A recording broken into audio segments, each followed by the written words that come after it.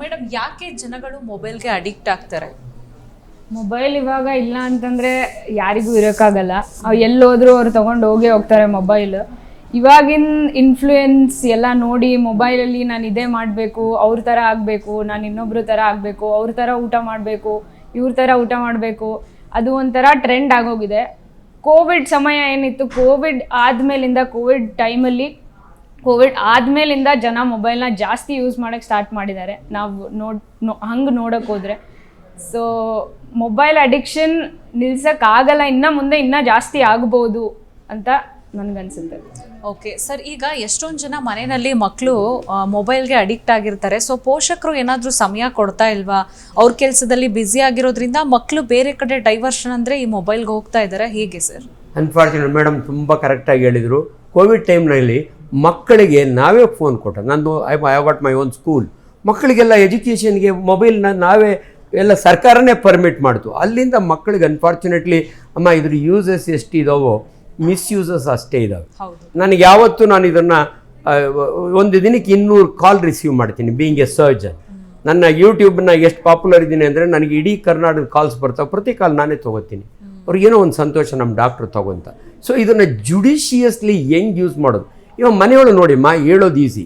ನನಗೆ 2 ಹೆಣ್ಣು ಮಕ್ಕಳು ಮೊಮ್ಮಕ್ಕಳಿದ್ದಾರೆ. My son is a surgeon, my daughter in law she is a dermatologist. ಆ 2ನೇ ಮಗು ನನ್ನ ಜೊತೆ ಒಳಗಿದ್ದಾಳೆ, ಚಿಕ್ಕು ಅಂತೀನಿ ನಾನು.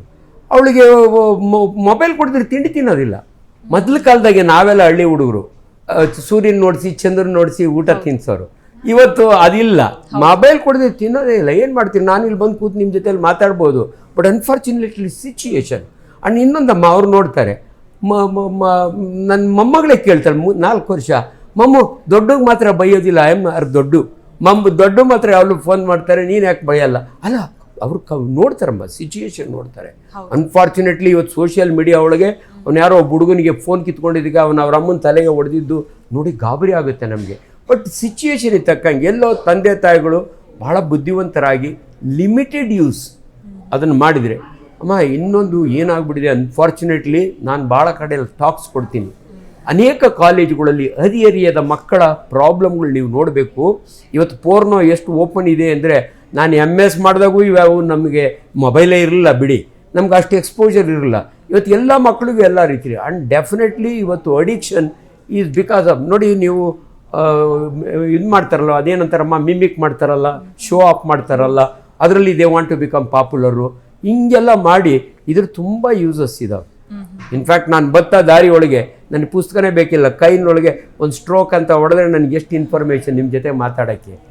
ಆ ರೀತಿ ಯುಟಿಲೈಸ್ ಮಾಡ್ಕೊಳ್ಳೋಂಗೆ ಎಲ್ಲೋ ಪಬ್ಲಿಕ್ನ ಎಜುಕೇಟ್ ಮಾಡಿದರೆ it is good. Otherwise really ಇವತ್ತು ಕೈ ಮುರಿದಂಗೆ ಮೊಬೈಲ್ ಕೈನಾಗ ಇಲ್ಲ ಅಂದರೆ ನಮ್ಮಂಥ ಪ್ರೊಫೆಷನಲ್ಸ್ಗೆ ಆ್ಯಂಡ್ ಭಾಳ ಜನಕ್ಕೆ. ಬಟ್ ಅದನ್ನು ಎಲ್ಲಿ ಹೆಂಗೆ ಯೂಸ್ ಮಾಡಬೇಕು ಅನ್ನೋದನ್ನು ನಿಮ್ಮ ಮಾಧ್ಯಮದ ಮುಖಾಂತರ ಈ ರೀತಿ ಡಿಸ್ಕಷನ್ನಿಂದ ಜನಗಳಿಗೊಂದು ಸಂದೇಶ ಹೋಗಲಿ. Definitely over use of particularly ಮಕ್ಕಳಲ್ಲಿ ಬಹಳ ಅಡಿಕ್ಷನ್ ಜಾಸ್ತಿ ಆಗ್ತಾಯಿದೆ. ಕಣ್ಣುಗಳು ಭಾಳ ಜನಕ್ಕೆ ಕಣ್ಣುಗಳು ಹಾಳಾಗ್ತವೆ. ಅದರಿಂದ naturally brain is A supreme organ ಅದು. ಸೊ ಎಲ್ಲ ನರ್ವ್ಸು ಅಲ್ಲಿಂದನೇ ಬರೋದು. ಹಂಗಾಗಿ ಇಂದ ಲಾಂಗ್ ರನ್ನು ಏನಾದರೂ ಒಂದು ಎಫೆಕ್ಟ್ ಆಗುತ್ತೆ ಅಂತ ನಾವು ಹೇಳ್ತೀವಿ. ಓಕೆ, ಈ ಅತಿಯಾದ ಮೊಬೈಲ್ ಬಳಕೆಯಿಂದ ಏನೇನು ಎಫೆಕ್ಟ್ ಆಗುತ್ತೆ ಅನ್ನೋದ್ರ ಬಗ್ಗೆ ತಿಳಿಸಿ ಸರ್. ಅಲ್ಲ, ಮೆನಿ ಅಮ್ಮ, ನಾಟ್ ಒನ್ ಪರ್ಟಿಕ್ಯುಲರ್ ಇದು ನಾವು ಪಿನ್ ಪಾಯಿಂಟ್ ಮಾಡೋಕ್ಕಾಗಲ್ಲ. And first of all stress and strain ನೋಡಿ, ನಮ್ಮ ದೇಹದಲ್ಲಿ ಕ್ಯಾನ್ಸರ್ ಆಗಲಿ, ಹಾರ್ಟ್ ಅಟ್ಯಾಕ್ ಆಗಲಿ, ಸ್ಟ್ರೋಕ್ ಆಗಲಿ, ಪ್ರತಿಯೊಂದು ಈವನ್ ಸ್ಟ್ರೆಸ್ ಆ್ಯಂಡ್ ಸ್ಟ್ರೈನಿಂದ ಸ್ಕಿನ್ ಡಿಸೀಸಸ್ ಬರ್ತವೆ. ಇದೆಲ್ಲ ಮೆಡಿಕಲ್ ಕಾಲೇಜ್ ನಾವು ಟೀಚ್ ಮಾಡ್ತೀವಿ. Stress and strain is a very important factor. ಅದಕ್ಕೆ ಕಾರಣ ಮೊಬೈಲ್. ಸೊ ಯಾರ ಕೈನಲ್ಲಿ ಮೊಬೈಲ್ ಇರುತ್ತೆ ಎಲ್ಲರಿಗೂ ಸ್ಟ್ರೆಸ್ಸು, ಎಲ್ಲರಿಗೂ ಇದು, ಎಲ್ರಿಗೂ ದೇ ವಾಂಟ್ ಟು ಮಿಮಿಕ್, ಎಲ್ಲರೂ ಮಿಂಚಕ್ಕೆ ನೋಡ್ತಾರೆ, ಅವ್ರಿಗಿಂತ ಜಾಸ್ತಿ ನಾನು ಮಿಂಚ್ತೀನಿ. ಸೊ ಹಂಗಾಗಿ ಓವರ್ ಆಲ್ ಡೈರೆಕ್ಟಾಗಿ ಇದನ್ನು ಇಟ್ಕೊಳ್ಳೋದ್ರಿಂದ ಕ್ಯಾನ್ಸರ್. ನಾನು ಕರ್ನಾಟಕ ರಾಜ್ಯದ ಕ್ಯಾನ್ಸರ್ ಸೊಸೈಟಿ ಚೇರ್ಮನ್ ಇದ್ದೀನಿ. ತುಂಬ ಜನ ಹೇಳ್ತಾರೆ ಕಿವಿ ಹತ್ರ ಇಟ್ಕೊಂಡ್ರೆ ಕಿವಿ ಕ್ಯಾನ್ಸರ್ ಬರುತ್ತೆ ಅಂತ. ಬಟ್ ಅವೆಲ್ಲ ನಾಟ್ ಪ್ರೂವ್ಡ್. ಎದುರಿಸ್ಲಿಕ್ಕೆ ಅಷ್ಟೇ ಅಥವಾ ಹೇಳಲಿಕ್ಕೆ ಅಷ್ಟೇ, ಪ್ರೂಫ್ ಇಲ್ಲ ನಮಗೆ. ಬಟ್ ಡೆಫಿನೆಟ್ಲಿ ಇದರಿಂದ ಪೊಲ್ಯೂಷನ್, ಸೌಂಡ್ ಪೊಲ್ಯೂಷನ್ನು, ವಾಯು ಮಾಲಿನ್ಯ, ಅನೇಕ ರೀತಿಗಳು. ಆಮೇಲೆ ಇದೊಂದನ್ನೇ ಜನ ತೊಳೆಯಲ್ಲ. ಎಲ್ಲಿ ಬೇಕಾದ್ರೂ ತೊಗೊಂಡು ಹೋಗ್ತಾರೆ, ಟೇಬಲ್ ಮೇಲೆ ಇಟ್ಕೋತಾರೆ, ಕೈನಾಗ ಹಿಡ್ಕೋತಾರೆ, ಕೈ ತೊಳೆಯಲ್ಲ, ಹಂಗೆ ತಿಂತಾರೆ. ನೀವು ನಂಬಿ ನಾವು ಸರ್ಜನ್ಸು ಆಪ್ರೇಷನ್ ಮಾಡೋವಾಗೆ ಒಂದು ಫಸ್ಟ್ ಪೇಷಂಟನ್ನು ನಾನು ನೈಫ್ ಹಿಡಿಬೇಕಾದ್ರೆ 7 ನಿಮಿಷ ವಾಶ್ ಮಾಡ್ತೀನಿ. It's called scrub washing. ನನ್ನ ಪಿ ಜಿಗಳಿಗೆಲ್ಲ ಹೇಳ್ಕೊಡ್ತೀನಿ ಹೆಂಗೆ ಕೈ ತೊಳಿಬೇಕು ಅಂತ. ಆ ರೀತಿ ಕೈ ತೊಳಿತೀವಿ. ಇನ್ಫ್ಯಾಕ್ಟ್ ಉಂಗುರ ಇರಬಾರ್ದು ಸರ್ಜನ್ ಕೈನಲ್ಲಿ, ಆದರೆ ಅವ್ನು ಮೊಬೈಲ್ ಹಿಡ್ಕೊಂಡೇ ಇರ್ತಾನೆ. ಅಷ್ಟು ಸ್ಟ್ರಿಕ್ಟಾಗಿ ನಾವು ಹೇಳ್ತೀವಿ. ಮೊಬೈಲು ಇದರೊಳಗೆ ಎಲ್ಲ ಥರ ಬ್ಯಾಕ್ಟೀರಿಯಾ ಸಿಗುತ್ತೆ. ನಿಮಗೆ TB ಬ್ಯಾಕ್ಟೀರಿಯಾ ಸಿಗುತ್ತೆ, ಈಕೋಲೈ ಸಿಗುತ್ತೆ, ಪ್ರತಿಯೊಂದು ಕೂಡ.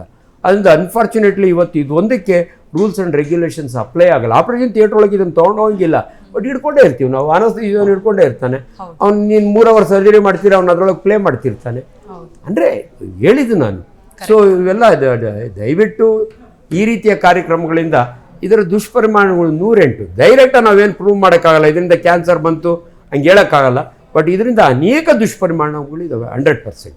ಓಕೆ ಮೇಡಮ್, ಹಾಗೇನೆ ಈಗ ಸಾಕಷ್ಟು ಜನರು ಮೊಬೈಲ್ ಯೂಸ್ ಮಾಡ್ತಾ ಇರ್ತಾರೆ, ಅದರಿಂದ ಯಾವ ರೀತಿ ದುಷ್ಪರಿಣಾಮ ಆಗುತ್ತೆ ಅಂತ ಗೊತ್ತಿದ್ರು ಯೂಸ್ ಮಾಡ್ತಾ ಇರ್ತಾರೆ. ಮೊನ್ನೆ ಕೂಡ ನಾನೊಂದು ವಿಡಿಯೋ ನೋಡಿದೆ, ಅವರು ಮೊಬೈಲ್ ನೋಡಿ ನೋಡಿ ಫುಲ್ ಭುಜ ಎಲ್ಲ 2 ಬಾಗಿರೋದು. ಅವ್ರು ವಯಸ್ಸಾದ್ಮೇಲೂ ಕೂಡ ಹಂಗೆ ಇರುತ್ತೆ, ಅವ್ರು ಹಂಗೆ ಮೊಬೈಲ್ ನೋಡ್ತಾ ಇರ್ತಾರೆ. ಸೊ ಇದೆಲ್ಲ ಏನು ಹೇಳ್ತೀವಿ? ಮೊಬೈಲ್ ನೋಡ್ತಿರೋದ್ರಿಂದ ಒಂದು ನಾನು ಡಯಟಿಷಿಯನ್ ಆಗಿ ಹೇಳಬೇಕು ಅಂತಂದರೆ, ಲೈಫ್ ಸ್ಟೈಲ್ ನೀವು ಹೇಳ್ದಂಗೆ ಬಾಡಿಯಿಂದ ಹಿಡಿದು ಲೈಫ್ ಸ್ಟೈಲ್ ಎಲ್ಲರದು ಪ್ರತಿಯೊಬ್ಬರದು ಹಾಳಾಗ್ತಾ ಇದೆ.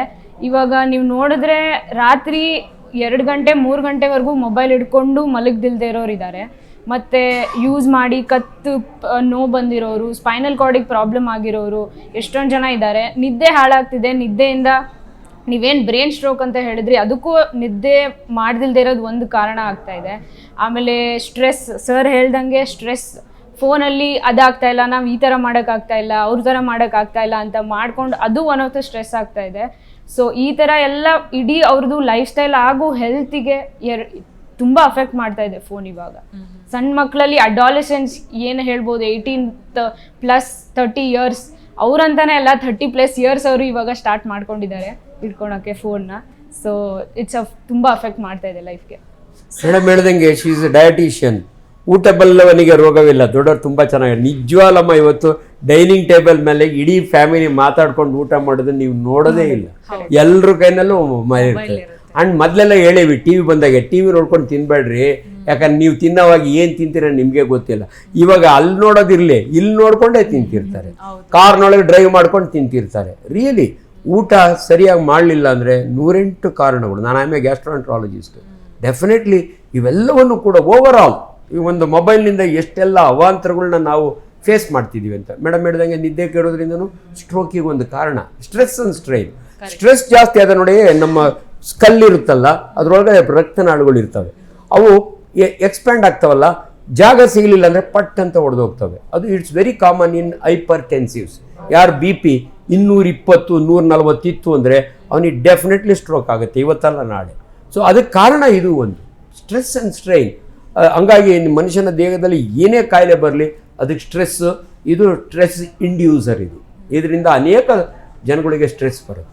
ಓಕೆ ಸರ್, ಮತ್ತಿಷ್ಟು ಮಾತನಾಡ್ತೀನಿ. ವೀಕ್ಷಕರೇ, ವಿಶೇಷ ಕಾರ್ಯಕ್ರಮದಲ್ಲಿ ಸ್ಮಾಲ್ ಬ್ರೇಕ್. ಕ್ಷಣ ಕ್ಷಣದ ಸುದ್ದಿಗಳಿಗಾಗಿ ಫ್ರೀಡಂ ಟಿವಿ ಸಬ್ಸ್ಕ್ರೈಬ್ ಮಾಡಿ, ಲೈಕ್ ಮಾಡಿ ಹಾಗೂ ಫಾಲೋ ಮಾಡಿ. ಹೊಸ ಸುದ್ದಿಗಳ ನೋಟಿಫಿಕೇಶನ್ಗಾಗಿ ಬೆಲ್ ಐಕಾನ್ ಮೇಲೆ ಕ್ಲಿಕ್ ಮಾಡಿ.